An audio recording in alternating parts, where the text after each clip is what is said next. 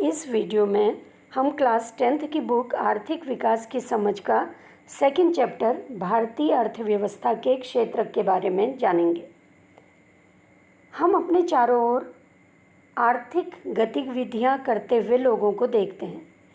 इनमें से कुछ गतिविधियां ऐसी होती हैं जो वस्तुओं का उत्पादन करती हैं और कुछ गतिविधियां ऐसी होती हैं जो सेवाओं का सृजन करती हैं।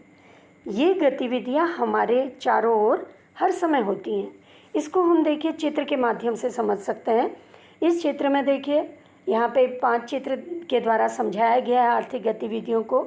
यहाँ पे पोस्टमैन अपना काम कर रहा है, इसको क्या होता है, मासिक वेतन मिलता है इस कार्य के बदले। इसी तरह से श्रमिक अपना काम कर रहा है, श्रमिक को मजदूरी मिलती है। ये खेतों में काम कर रहे हैं, इन्हें दैनिक मजदूरी मिल रही है। मजदूर ईंट बना रहा है, इसे मजदूरी मिल रही है। इसी तरह से महिला वस्त्रों को बेच रही है, बेचने से क्या हो रहा है, उसको आय प्राप्त हो रही है। तो हम कह सकते हैं ये सब आर्थिक गतिविधियों के उदाहरण हैं। इनके अलावा भी और क्या होता है, हमारे चारों ओर बहुत सी गतिविधियां हर समय होते रहती हैं। ये गतिविधियां जो हैं ये इसको 3 भाग में बांटा गया है।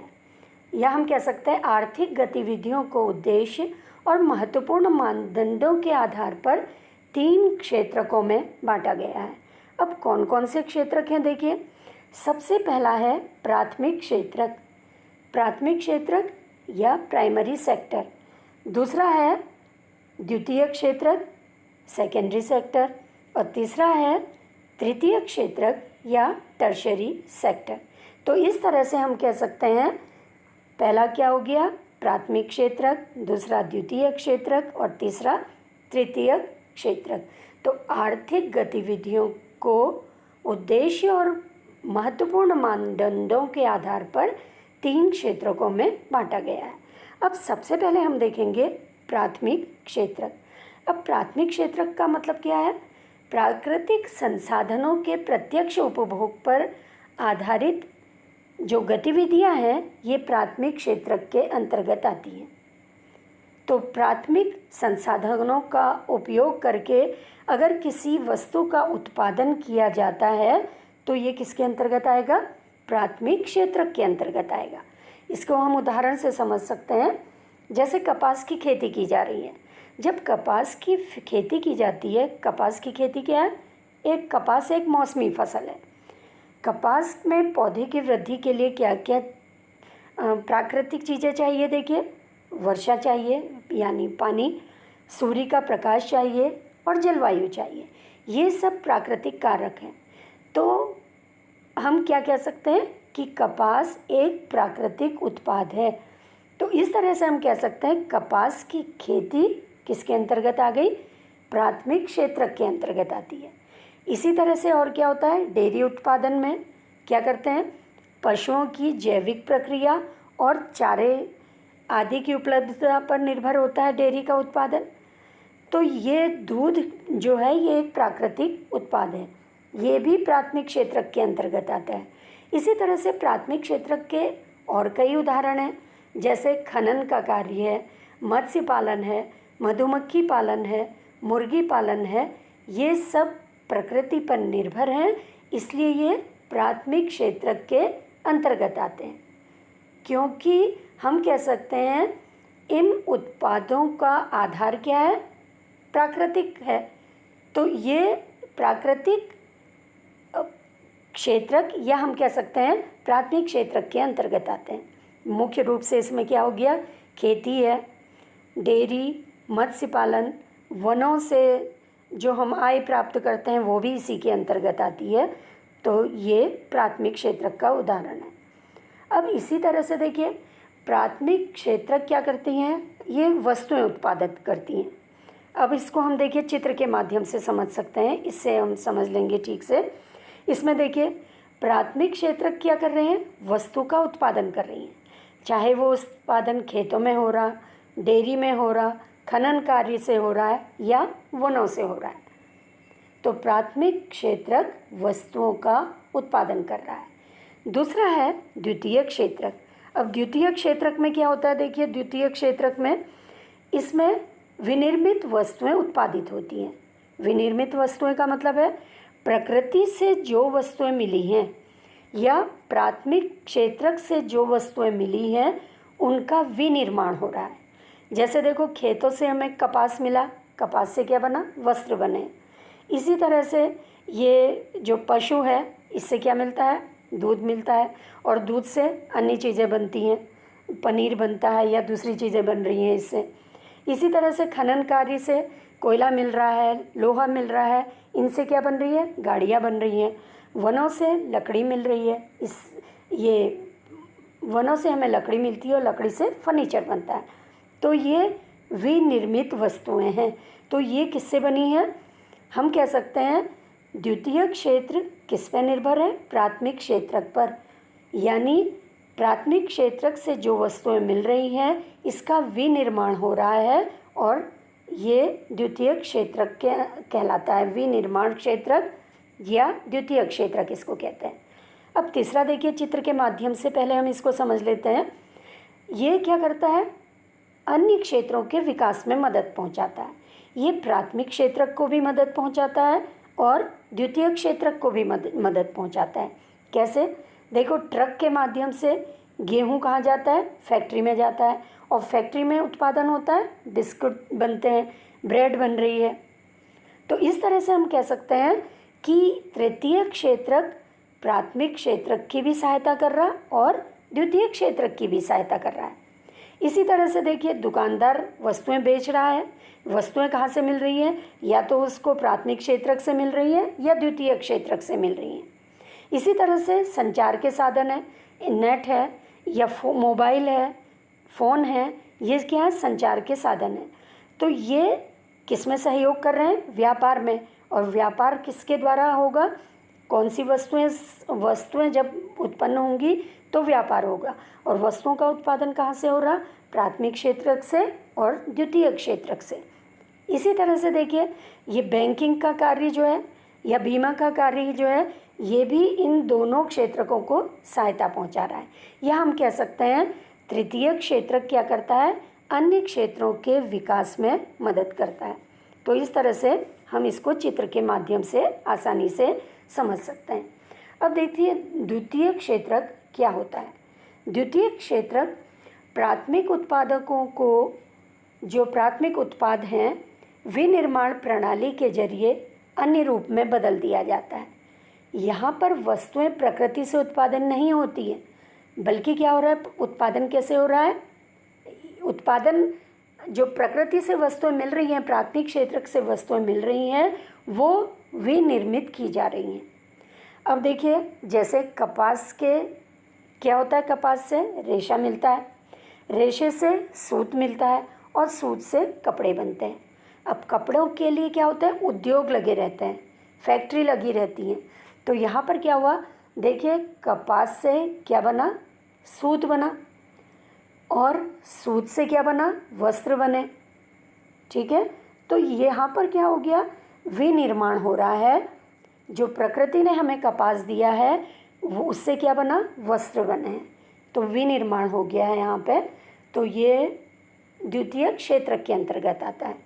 इसी तरह से देखिए क्या होता है, गन्ने से क्या बनता है, चीनी बनती है।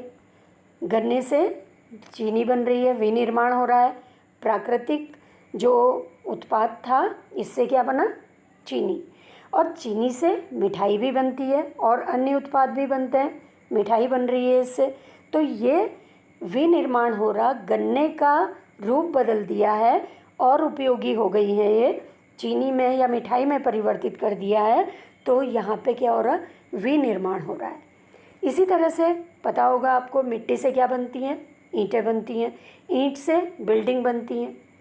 तो द्वितीय क्षेत्रक उद्योगों से जुड़ा है, इसलिए क्योंकि ये उद्योगों से जुड़ा है इसलिए इसे औद्योगिक क्षेत्रक भी कहा जाता है।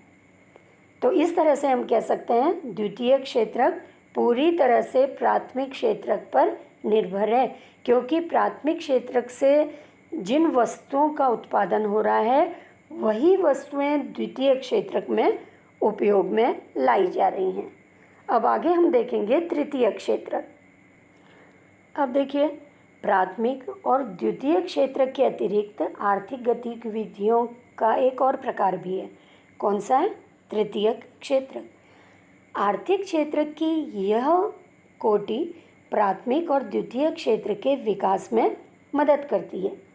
ये प्राथमिक क्षेत्र को भी मदद करती है और द्वितीय क्षेत्र के विकास में भी मदद करती है। ये गतिविधियाँ स्वतः वस्तुओं का उत्पादन नहीं करती हैं, बल्कि क्या कर रही हैं? उत्पादन प्रक्रिया में सहयोग करती हैं। जैसे कपास से क्या बना? वस्त्र। और वस्त्र को एक जगह से दूसरे जगह में कैसे ले जाया जाता है? परिवहन के द्वारा। तो परिवहन किसके अंतर्गत आता है? तृतीय क्षेत्र के अंतर्गत आता है।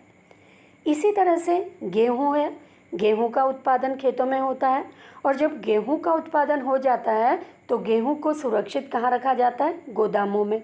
तो गोदामों में सुरक्षित रखा जाता है, तो ये क्या किसके अंतर्गत आ गया? तृतीय क्षेत्र के अंतर्गत आ गया। इसी तरह से ये बैंकिंग प्रणाली है। बैंकिंग से क्या होता है?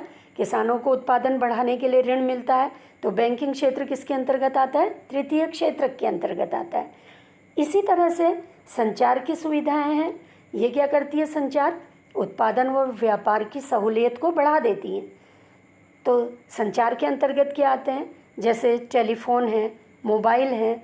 ये गतिविधियाँ उत्पादन के बजाय सेवाओं का सृजन करती हैं।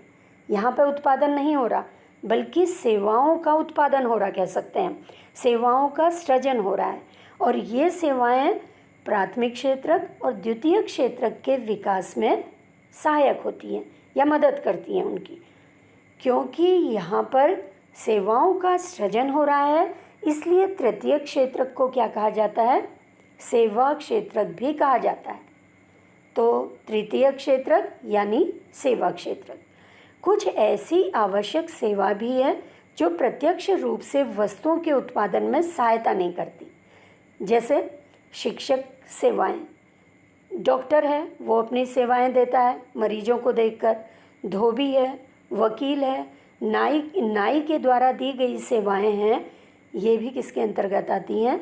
ये तृतीय क्षेत्र के अंतर्गत आती हैं। इसी तरह से और क्या चीज़ें देखिए इसमें, इसके उदाहरण और क्या क्या हैं तृतीय क्षेत्र के। देखिए आजकल इंटरनेट है, कैफ़े है, इंटरनेट कैफ़े, एटीएम बूथ और कॉल सेंटर, सॉफ्टवेयर कंपनी, ये आज के व्यापार के लिए बहुत आवश्यक हैं। द्वितीयक और प्राथमिक क्षेत्र दोनों के लिए ये बहुत मददगार हैं, इसलिए ये सब तृतीय क्षेत्र के अंतर्गत आती हैं। अब आगे हम देखेंगे।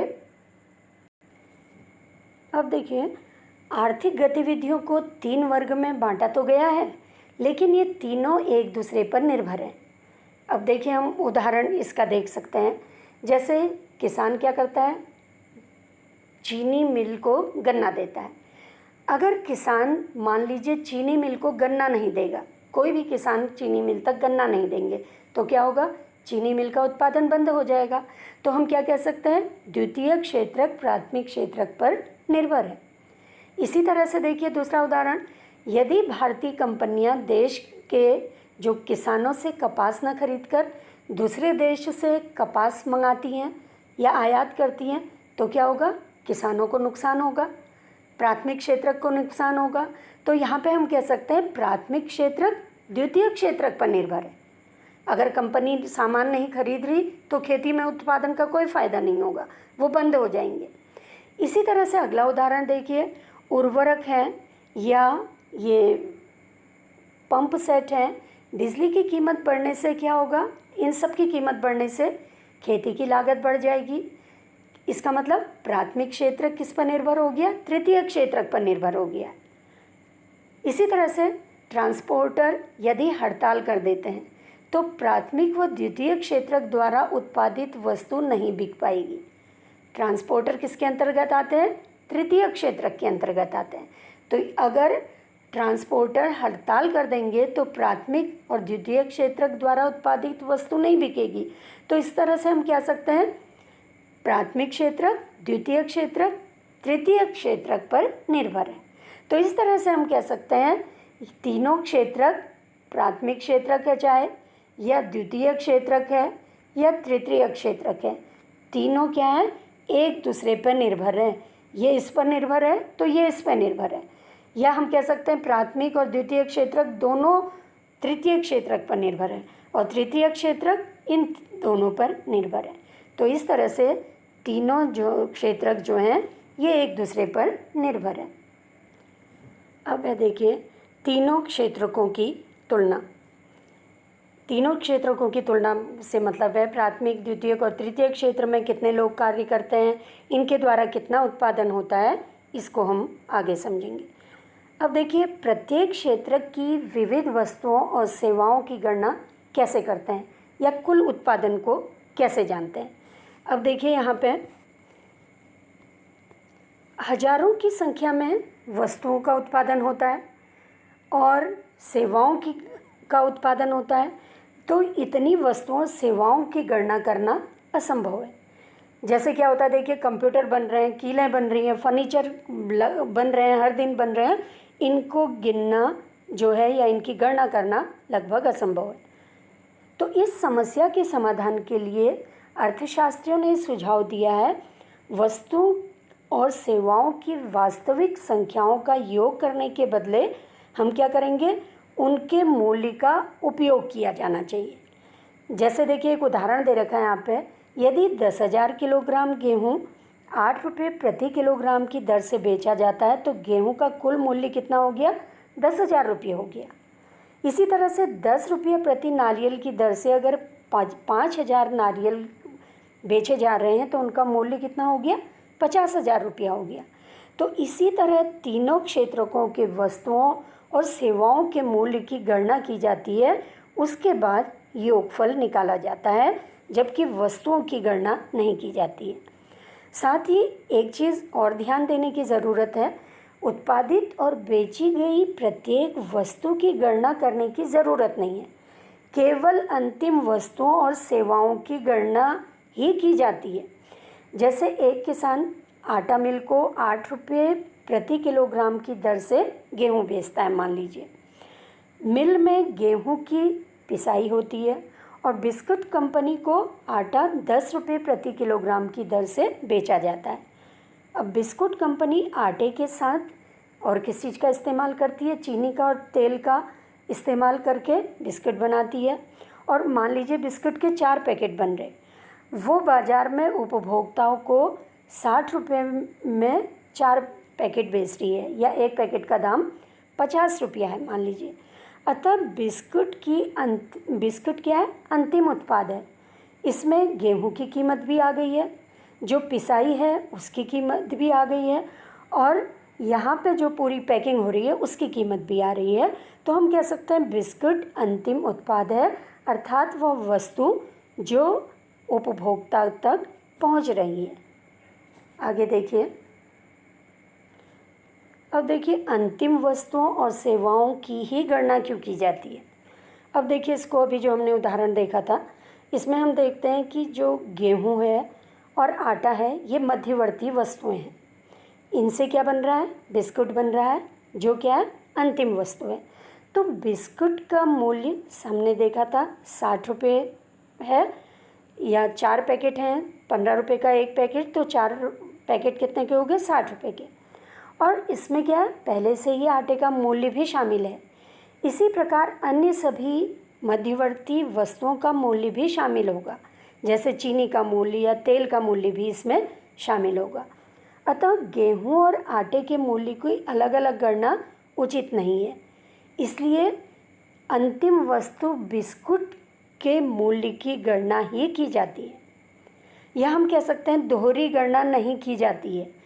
अगर हम गेहूं की भी के मूल्य की गणना करें, तेल के मूल्य की भी गणना करें और बिस्कुट के मूल्य की भी गणना करें तो ये दोहरी गणना होगी। इसमें एक ही वस्तु का मूल्य 2-2, 3-3 बार आ जाएगा, तो इस तरह की गणना नहीं की जाती है। अब देखिए किसी विशेष वर्ष में प्रत्येक क्षेत्रक द्वारा उत्पादित अंतिम वस्तुओं और सेवाओं का मूल्य उस वर्ष में क्षेत्रक के कुल उत्पादन की जानकारी प्रदान करता है। तीनों क्षेत्रकों के उत्पादनों के योग को देश का सकल घरेलू उत्पाद या जीडीपी कहा जाता है, ग्रॉस डोमेस्टिक प्रोडक्ट कहा जाता है। यह किसी देश के भीतर किसी विशेष वर्ष में उत्पादित सभी अंतिम वस्तुओं और सेवाओं का मूल्य है। भारत में सकल घरेलू उत्पाद मापन जैसा कठिन कार्य किसके द्वारा किया जाता है? केंद्र सरकार के मंत्रालय के द्वारा किया जाता है। सकल घरेलू उत्पाद या जीडीपी या ग्रॉस डोमेस्टिक प्रोडक्ट का जो मापन है ये केंद्र सरकार के मंत्रालय के द्वारा किया जाता है। अब देखिए क्षेत्रकों में ऐतिहासिक परिवर्तन। हमने सुना है कि कृषि क्षेत्र में भारत में बहुत से लोग लगे हुए रहते थे काम पर। अभी भी कृषि क्षेत्र में बहुत से लोग काम पर लगे हुए हैं, लेकिन क्योंकि कृषि प्रणाली में क्या हो रहा है, धीरे धीरे परिवर्तन हो रहा है। परिवर्तन के कारण कृषि क्षेत्र क्या होते जा रहा है? समृद्ध होते जा रहा है। समृद्धि के साथ साथ पहले की तुलना में क्या हो रहा है? उत्पादन बढ़ते जा रहा है। लोग कृषि कार्य के साथ साथ और क्या करने लगे हैं? दूसरे तरह के कार्य करने लगे हैं। इसलिए शिल्पियों की संख्या बढ़ रही है, व्यापारियों की संख्या में तेज़ी से कई गुना वृद्धि हो रही है। क्रय विक्रय क्या हो रहा है? तेज़ी से कई गुना बढ़ रहा है। क्रय विक्रय की गतिविधियां बढ़ रही हैं।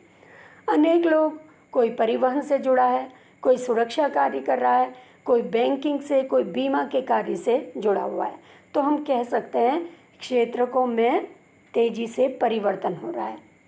और क्योंकि औद्योगिक क्रांति आई है, औद्योगिक क्रांति के कारण क्या हुआ? बड़े बड़े उद्योग खुले, जिसके कारण द्वितीय क्षेत्रक में रोजगार तेज़ी से बढ़ने लगा। विकसित जो देश हैं इसमें द्वितीय क्षेत्रकों से तृतीय क्षेत्रक की ओर को रुझान बढ़ने लगा। सेवा क्षेत्रक का महत्व बढ़ता गया। सेवा क्षेत्रक मतलब तृतीय क्षेत्रक का महत्व जो है ये बढ़ता गया। अब देखिए इस ग्राफ के द्वारा हम प्राथमिक, द्वितीयक और तृतीयक क्षेत्रक का सकल घरेलू उत्पाद में कितना योगदान है इसको समझेंगे।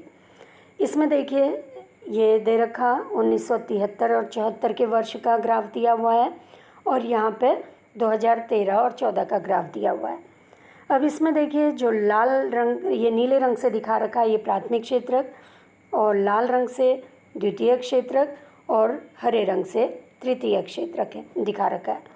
अब इसमें देखिए 1973 और 74 में यहाँ पे क्या हो रहा है, जो प्राथमिक क्षेत्रक का जो योगदान है सकल घरेलू उत्पाद में ये सबसे ज़्यादा है, द्वितीय क्षेत्रक का कम है और तृतीय क्षेत्रक का द्वितीय क्षेत्रक से थोड़ा ज़्यादा है।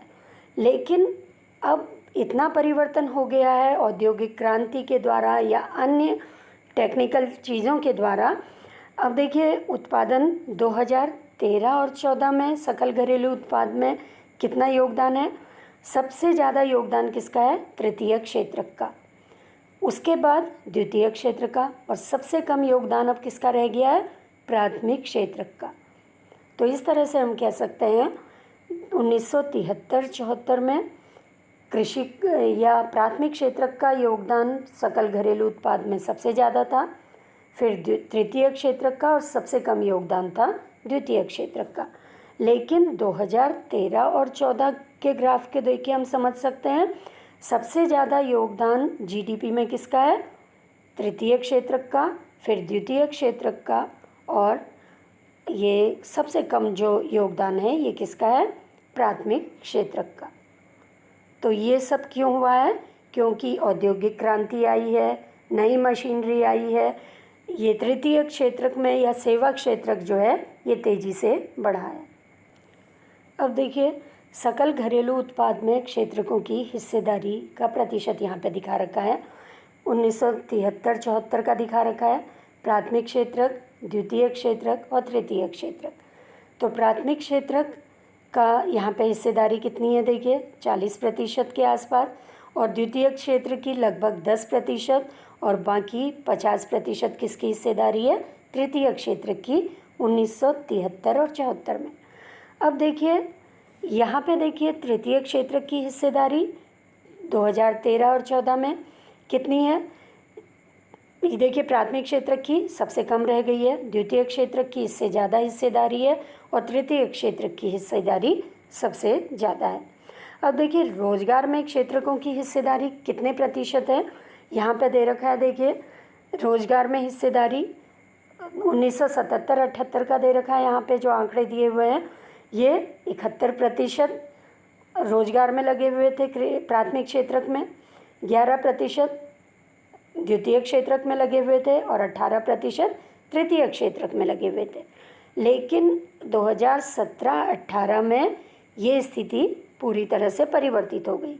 अब यहाँ पे देखिए प्राथमिक क्षेत्रक में केवल 44% लोग रह गए हैं, द्वितीय क्षेत्रक में लोग बढ़ गए हैं क्योंकि जो उद्योग हैं ये बड़ी तेज़ी से खुले हैं, विनिर्माण होने लगा है वस्तुओं का, तो इसलिए द्वितीय क्षेत्र में रोजगार बढ़ा है। तृतीय क्षेत्र या सेवा क्षेत्र में रोजगार तेज़ी से बढ़ा है और ये कितना हो गया? लगभग 31% के आसपास हो गया है। अब देखिए एक होता है अल्प बेरोजगारी। अल्प बेरोजगारी का मतलब क्या होता है? अगर मान लीजिए खेती में कहीं कुछ श्रमिक काम कर रहे हैं, एक खेत है मान लीजिए, इसमें 10 श्रमिक काम कर रहे हैं और गेहूं का उत्पादन मान लीजिए यहाँ पे 8 बोरा गेहूं का उत्पादन हो रहा है, 8 बोरा गेहूं का उत्पादन हो रहा है। अब मान लीजिए 2 लोग और आ गए हैं, अब उनके पास और कोई काम नहीं है, वो भी इस खेत में लग गए हैं और तब भी कितना उत्पादन हो रहा है? 8 बोरा गेहूं का उत्पादन हो रहा है। फिर भी 10 लोग भी 8 बोरे के बराबर गेहूं का उत्पादन कर रहे थे और 12 लोग भी 8 बोरा गेहूं का उत्पादन कर रहे हैं। इसलिए हम कह सकते हैं जो 2 लोग अतिरिक्त आए उनके द्वारा उत्पादन में कोई योगदान नहीं दिया जा रहा, उनका उत्पादन शून्य है। तो वो हम कह सकते हैं कृषि क्षेत्र में श्रमिकों में अल्प बेरोजगारी है, उसको हम अल्प बेरोजगारी कहते हैं, उसको प्रच्छन्न बेरोजगारी कहते हैं या छिपी हुई बेरोजगारी कहते हैं। वो काम में तो लगे हैं लेकिन उनके द्वारा उत्पादन शून्य हो रहा है, इसलिए इसको छिपी हुई बेरोजगारी कहा जाता है। अब देखिए अतिरिक्त रोजगार का सृजन कैसे, अतिरिक्त रोजगार कैसे उत्पन्न किया जा सकता है। अब मान लीजिए खेत या ज़मीन तो उतनी ही है, उसमें और अधिक उत्पादन कार्य जो बीज हैं, अच्छे मशीनें हैं, वो लगाकर किया जा सकता है, लेकिन उसकी भी एक सीमा होती है। तो रोज़गार कैसे बढ़ाया जाएगा? अगर निर्माण कार्य किए जाएंगे, जैसे बांध बनाना या पुल बनाना, ये कार्य किए जाएंगे तो उससे क्या होगा? लोगों को रोज़गार मिलेगा। और इस तरह से हम कह सकते हैं खेती के अलावा अगर सरकार निर्माण कार्यों को बढ़ावा दे रही है तो उसमें लोगों को बहुत अधिक रोज़गार मिलेगा। इसी तरह से देखिए रोज़गार को और कैसे बढ़ाया जा सकता है। जो बाल श्रमिक कार्य कर रहे हैं उनके लिए बहुत से विद्यालय खोले जाने चाहिए। उससे क्या होगा? अधिक भवन बनेंगे, अध्यापकों को रोज़गार मिलेगा, अन्य कर्मचारियों को रोज़गार मिलेगा, तो बहुत से लोगों का रोज़गार का सृजन होगा। इसी तरह से स्वास्थ्य की स्थिति में अगर सुधार किया जाए तो उसके लिए अधिक अस्पताल की बिल्डिंग बनेंगी, अधिक डॉक्टरों को काम मिलेगा, नर्सों को काम मिलेगा और स्वास्थ्य कर्मचारियों को काम मिलेगा। तो इस तरह से हम कह सकते हैं रोज़गार का सृजन होगा। और रोज़गार का सृजन होने से क्या होगा? लोगों को ज़्यादा से ज़्यादा काम मिलेगा और उनकी आर्थिक स्थिति मजबूत होगी। इसी तरह से सरकार ने रोज़गार को ध्यान में रखते हुए केंद्र सरकार ने ये 625 ज़िलों में काम का अधिकार लागू किया है, एक कानून बनाया है। इसे महात्मा गांधी राष्ट्रीय ग्रामीण रोज़गार गारंटी अधिनियम 2005 कहा जाता है। इसमें ग्रामीण क्षेत्रों में जो लोग रह रहे हैं उनको वर्ष में 100 दिन काम रोज़गार देने की गारंटी दी गई है। अगर उनको काम गारंटी देने का मतलब है अगर मान लो सरकार उनको 100 दिन काम नहीं दे रही है तो उनको क्या मिलेगा? उसके बदले बेरोजगारी भत्ता मिलेगा। तो इस तरह से ये क्यों किया गया है? लोगों की आर्थिक स्थिति मजबूत करने के लिए। फिर देखिए संगठित और असंगठित रूप में क्षेत्रकों का विभाजन। देखिए, हम देखते हैं कुछ लोग ये रोज़ ऑफिस जाते हैं, समय से ऑफिस जाते हैं, और कुछ लोग दुकान होती है किसी की, तो दुकान वाला क्या करता है, कभी वो जल्दी चला जाता है, कभी देर में जाता है, और कभी घर वापस जल्दी आ जाता है, कभी देर में जाता है। लेकिन जो ऑफिस जाता है या स्कूल जाता है, उनका टाइम क्या होता है, निश्चित टाइम होता है। तो इस तरह से हम कह सकते हैं ये क्षेत्रक जो हैं, ये दो तरह, संगठन के आधार पर क्षेत्रकों को दो भागों में बांटा गया है। पहला है संगठित क्षेत्रक और दूसरा है असंगठित क्षेत्रक।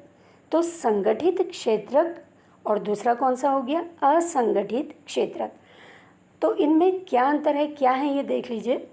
अगर संगठित क्षेत्रों में क्या होता है, लोगों के पास सुनिश्चित काम होता है, रोजगार की नियमित अवधि होती है, काम का समय निश्चित होता है, सरकार के द्वारा पंजीकृत होते हैं, इन्हें सरकारी नियमों और विनियमों का पालन करना होता है, इनकी औपचारिक प्रक्रिया और कार्यविधि है, कर्मचारियों को रोजगार और सुरक्षा के लाभ भी मिलते हैं। इसी तरह से कार्य का निश्चित समय होता है, इनको और लाभ भी मिलते हैं। और कौन से लाभ मिलते हैं इनको, जैसे इनको ये सवैतनिक छुट्टी मिलती है, भविष्य निधि मिलती है, इनको भविष्य निधि की सुविधा होती है, अवकाश काल में भी इनको भुगतान किया जाता है, चिकित्सकीय लाभ के ये हकदार होते हैं, और सेवानिवृत्त होने पर इनको पेंशन मिलती है। तो ये क्या है, इनकी सुविधाएं हैं। और ये सुविधाएं इनको किनको मिलती हैं, जो संगठित क्षेत्र में लोग कार्य करते हैं उनको ये सुविधाएं मिलती हैं।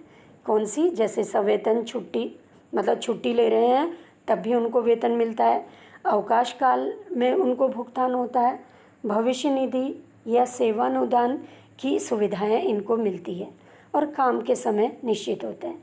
जैसे जो लोग ऑफिस में काम करते हैं, बैंक में काम कर रहे हैं, बीमा क्षेत्र में काम करते हैं, या कोई अस्पताल में डॉक्टर हैं, इनका कार्य निश्चित होता है, कार्य के समय जो है निश्चित होते हैं, तो ये संगठित क्षेत्र के अंतर्गत आते हैं। दूसरे तरह के होते हैं असंगठित क्षेत्र के अंतर्गत आने वाले कारीगर, जो कारीगर हैं या काम करने वाले लोग हैं, जैसे दैनिक मजदूर हैं, इसके अंतर्गत आते हैं। दैनिक मजदूर, तो दैनिक मजदूरों को क्या होता है, काम का कोई निश्चित समय नहीं होता उनका, दैनिक मजदूरों का। इसी तरह से इनका कार्य सुनिश्चित नहीं होता, रोजगार की अनियमित अवधि होती है, अधिकांश सरकारी नियंत्रण से बाहर होते हैं। ये नियम या विनियम तो होते हैं परंतु उनका पालन नहीं होता, कम वेतन पर भी कार्य करते हैं। किसी के लिए तो दो टाइम की रोटी या खाना जुटाना भी मुश्किल होता है। कार्य के अनिश्चित घंटे होते हैं, कभी उनसे 8 घंटे काम लिया जाता है, कभी 12 घंटे काम लिया जाता है। अवकाश का कोई प्रावधान नहीं है और कभी भी उनको कार्य से हटाया जा सकता है, तो इसको कहा जाता है असंगठित क्षेत्रक। तो इस तरह से हम कह सकते हैं संगठन के आधार पर क्षेत्रक को, जो आर्थिक गतिविधियां, इसको दो भाग में बांटा गया है, संगठित क्षेत्रक और दूसरा असंगठित क्षेत्रक। संगठित क्षेत्रक में जो मुख्य है क्या होता है, यहाँ पे लोगों के पास काम, सुनिश्चित काम होता है, और असंगठित क्षेत्र में लोगों के पास सुनिश्चित काम नहीं होता है। अब देखिए असंगठित क्षेत्र के श्रमिकों का संरक्षण कैसे हो। संगठित क्षेत्रक अत्यधिक मांग पर ही रोजगार प्रस्तावित करता है। संगठित क्षेत्रक में रोजगार के अवसरों में बहुत धीमी गति से वृद्धि हो रही है। बहुत से श्रमिक असंगठित क्षेत्रों में काम करने के लिए विवश हैं। यहाँ पर इनको बहुत कम वेतन मिलता है, इसलिए इनका क्या होता है, शोषण किया जाता है, उनको उचित मजदूरी नहीं दी जाती है, इनकी आय बहुत कम होती है और नियमित नहीं होती है। कभी एक हफ्ते में इनको आय दी जाती है, कभी महीने में, कभी 2 महीने में, तो आय कम भी है और नियमित भी नहीं है। रोजगार में संरक्षण नहीं है, इनको कभी भी काम से हटा सकते हैं और न ही इसमें कोई लाभ है। तो असंगठित क्षेत्र में कौन कौन से लोग आते हैं, जैसे भूमिहीन है, जिनके पास भूमि बहुत कम है या नहीं है भूमि, कृषि श्रमिक इसके अंतर्गत आते हैं। इसी तरह से छोटे किसान, कारीगर जो हैं इसके अंतर्गत आते हैं। तो ये तो ग्रामीण क्षेत्र में है। ग्रामीण क्षेत्रों में कौन कौन से हो गए? भूमिहीन, कृषि श्रमिक, छोटे किसान, कारीगर जैसे बुनकर है, लोहार है, ये असंगठित क्षेत्र में आते हैं ग्रामीण क्षेत्रों में। और शहरी क्षेत्र में कौन आते हैं? जैसे जो सड़क बना रहे हैं, परिवहन में काम करने वाले जो श्रमिक हैं, सड़कों पर जो बेच रहे हैं, फड़ लगा रहे हैं, कबाड़ उठाने वाले, ये शहरी क्षेत्रों के अंतर्गत आने वाले जो असंगठित क्षेत्र में काम कर रहे हैं वो लोग हैं। अब ये देखिए, स्वामित्व आधारित क्षेत्र तो कौन कौन से हैं? सार्वजनिक क्षेत्र और दूसरा है निजी क्षेत्र। अब सार्वजनिक क्षेत्र किसको कहते हैं?